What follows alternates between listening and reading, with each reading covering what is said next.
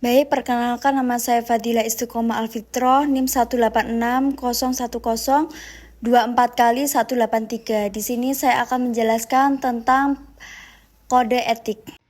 Baik, untuk pemateri pertama dapat kita lihat PPT yang sudah dicantumkan bahwasanya kode etik profesi merupakan suatu tatanan etika yang telah disepakati oleh suatu kelompok masyarakat tertentu, dan kode etik umumnya termasuk dalam norma sosial, namun bila ada kode etik yang memiliki sanksi yang agak berat, maka masuk dalam kategori norma hukum.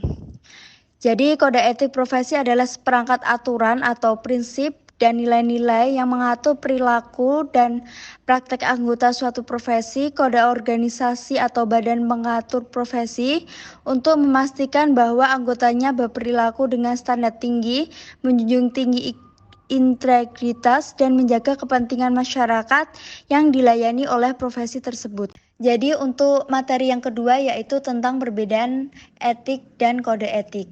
Yang pertama yaitu etik merupakan kumpulan asas atau nilai yang berkenaan dengan akhlak dan juga yang mengenai benar dan salah yang dianut suatu golongan atau masyarakat. Kalau kode etika itu adalah ilmu tentang apa yang baik dan apa yang buruk, dan tentang hak dan kewajiban moral atau akhlak.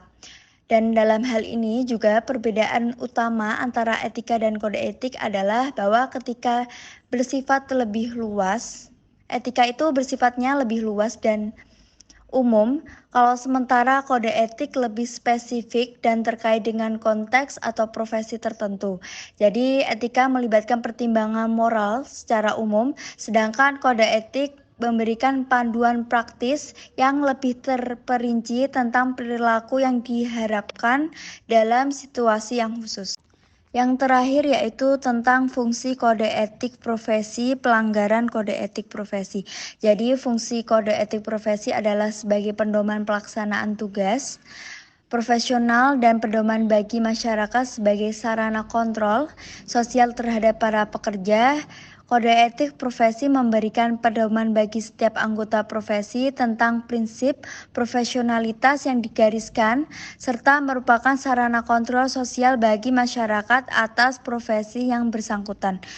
Kode etik profesi juga bertindak sebagai pelindung dan pengembang bagi profesi, mencakup 3 hal yaitu mengatur tentang independensi, integritas, dan profesionalisme yang harus dipatuhi dan dipedomani oleh seluruh anggota profesi yang bersangkutan.